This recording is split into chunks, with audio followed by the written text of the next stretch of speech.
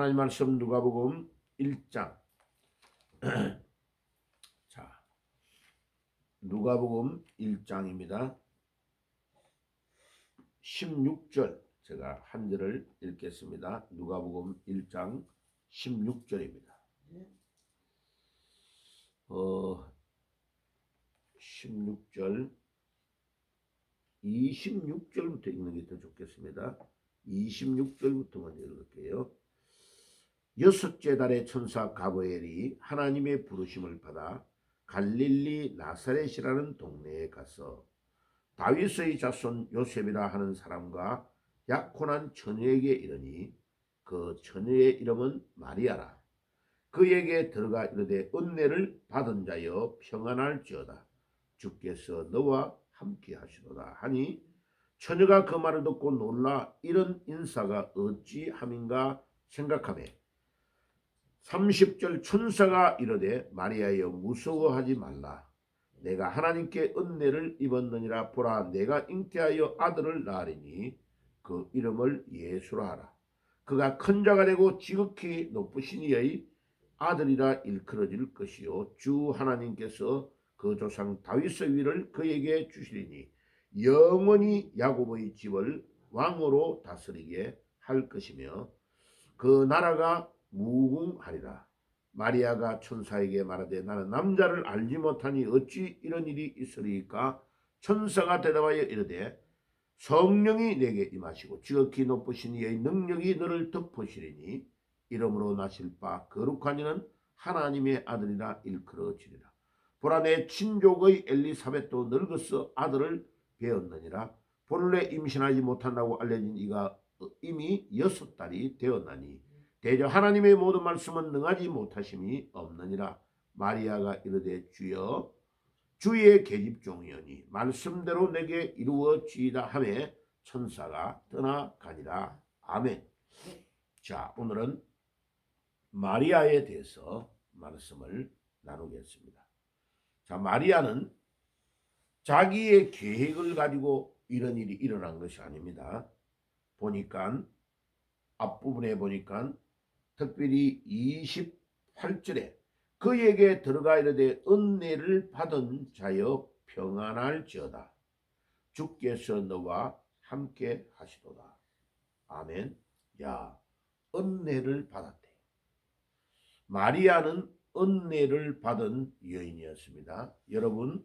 여러분들이 하나님의 은혜를 받는 축복이 있기를 바랍니다.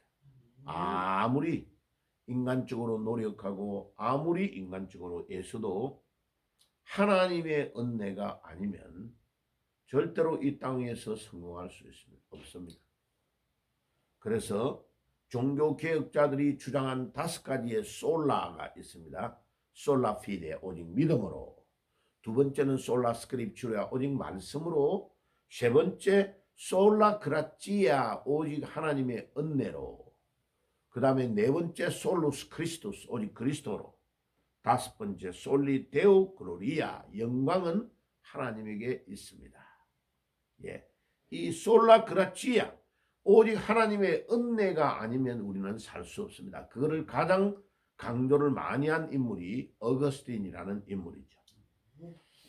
그가 방탕의 길로 가고 너무나 어린 나이에 17살에 지금 여자와 관계해서 아기를 임신하는 일이 일어나고 어머니가 갑작스럽게 죽었다는 소식을 듣고 가는 중에 어떤 성당의 뜰에서 쉬게 되었는데 거기에 놀고 있는 꼬마들이 막 이렇게 외치는 소리에 귀를 기울이다가 그래서 그 탁자 돌 위에 있는 성경이 거기에 있는 그 성당에 뭐 신부나 이런 사람이 읽다가 잠깐 들어간 사이에 펼쳐놓은 성경을 읽었는데 로마서 성경을 읽다가 통에 잡아가는 일이 일어났습니다.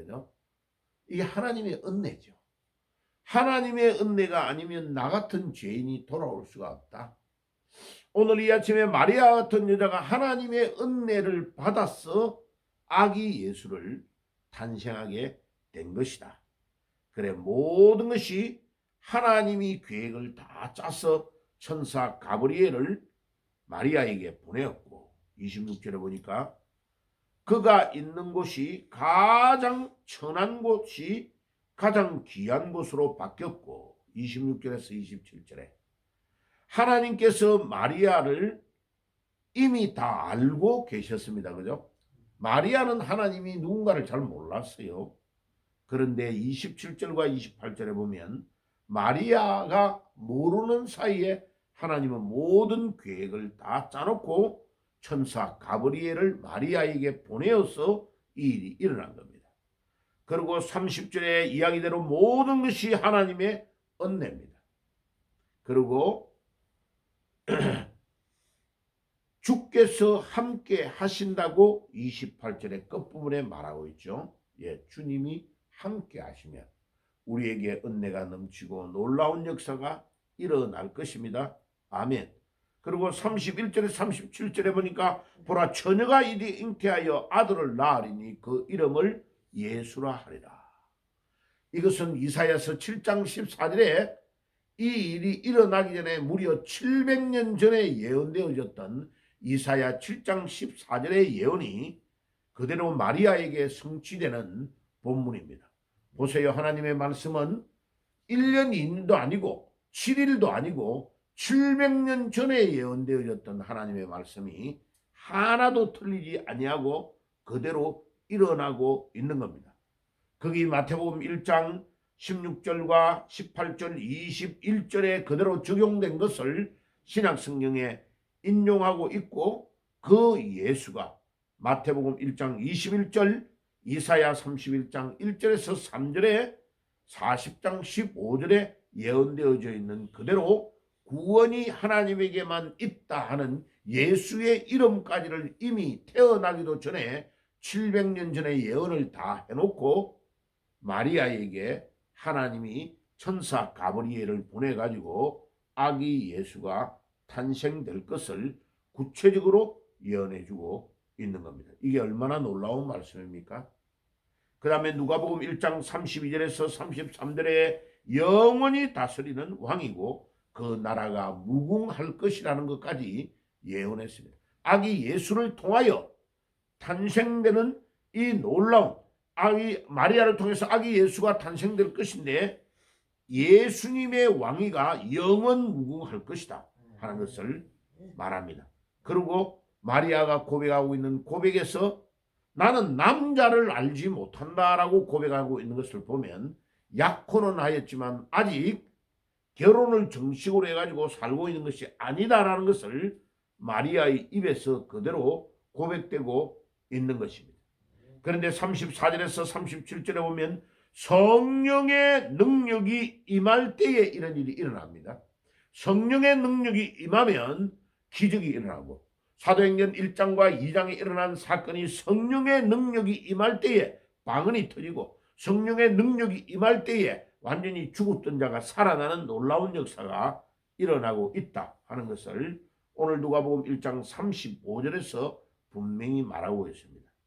그뿐만 아니라 35절에 하나님의 아들이 예수가 태어난다는 것을 분명하게 이야기하고 있고 36절에서 37절에 전능하신 하나님이라고 말씀하고 있습니다. 이 아기 예수가 그냥 아니고 전능하신 하나님의 능력이 임하여서 이 처녀의 몸에서 아기가 탄생된다는 것입니다.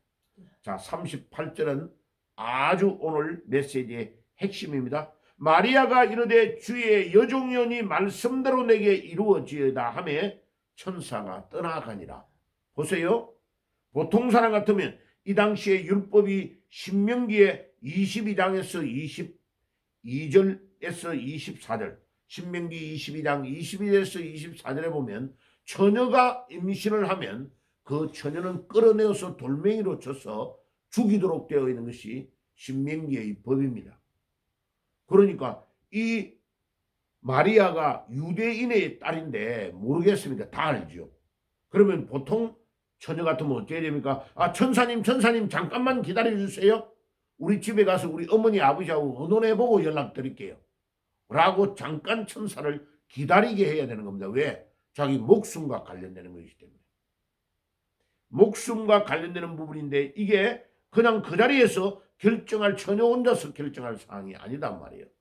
그런데 마리아가 그런 절차를 밟지 아니하고 천사가 하나님이 너에게 함께 하셔서 은혜를 주셔서 아기가 태어날 것이다 이라니까 그 자리에서 주의 계집종이다, 시녀다, 몸종이다, 시녀, 영어로 말하면 핸드메이드라는 단어입니다. 이 단어가 주님의 시녀이니 당신의 말씀대로 내게 이루어지이다. 이 말은 마리아가 목숨을 걸고 이게 하나님의 뜻이라면 내가 순종하겠습니다.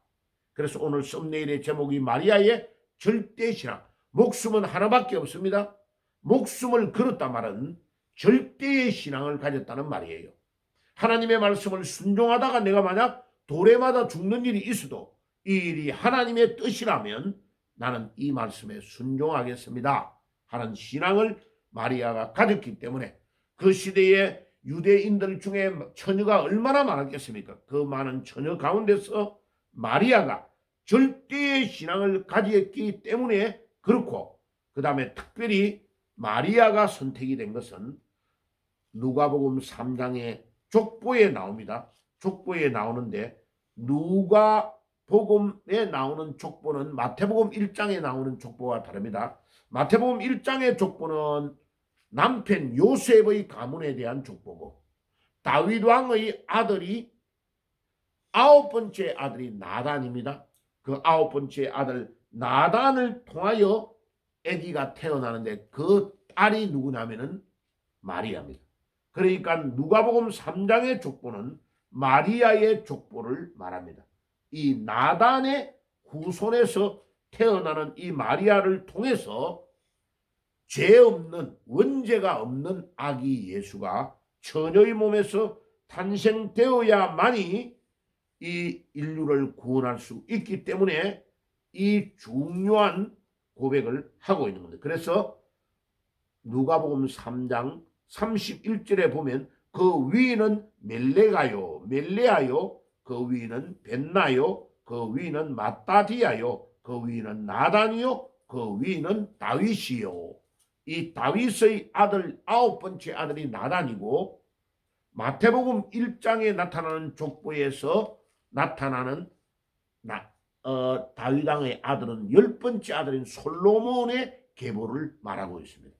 그런데 그 마태복음 1장의 계보에서 태어난 게 아니고 나단의 후손인 마리아를 통하여 탄생되어서 원죄를 완전히 끊어버리는 사건이 일어나는 사건이 누가복음 3장 31절의 사건이기 때문에 놀라운 사건입니다. 이게 하나님의 은혜요 하나님의 역사인 것입니다. 그래서 오늘도 마리아의 절대 신앙을 본받자 우리도 마리아와 같은 신앙을 가지고 절대의 신앙으로 하나님의 명령이라고 말하면 절대 목숨을 걸고 순종하는 신앙이 있어야 마리아처럼 사용이 될 수 있다. 그런데 천주교처럼 마리아를 신앙의 경배의 대상으로 섬기면 절대로 안 됩니다. 이 마리아는 도구로 자기 몸에서 아기 예수를 탄생한 그 이상도 그 이하도 아무것도 아니에요. 그런데 아기 예수님 위에다가 마리아를 올려놓고 경배하는 것은 절대로 안 되는 것이다. 그래서 오늘 아침에 마리아의 절대 신앙을 본받자 하는 믿음의 결론으로 기도하며 나아가는 새벽이 되시기를 주의 이름으로 축복합니다. 기도하겠습니다. 주님, 오늘도 누가복음 1장의 족보를 통해서 마리아의 절대의 신앙을 깨닫게 하시니 감사합니다. 유대 땅에 그 많은 처녀들이 있었는데 그들이 선택되지 아니하고 마리아가 선택된 것은 나단의 후손으로서 처녀의 몸에서 아기가 탄생하는 것을 기쁘게 받고 절대의 신앙으로 아기 예수를 탄생하였던 마리아처럼 하나님 우리도 절대의 신앙으로 하나님의 부르심에 응답하는 저희들이 될 수 있도록 인도해 주옵소서. 예수님의 이름으로 기도드리옵나이다. 아멘.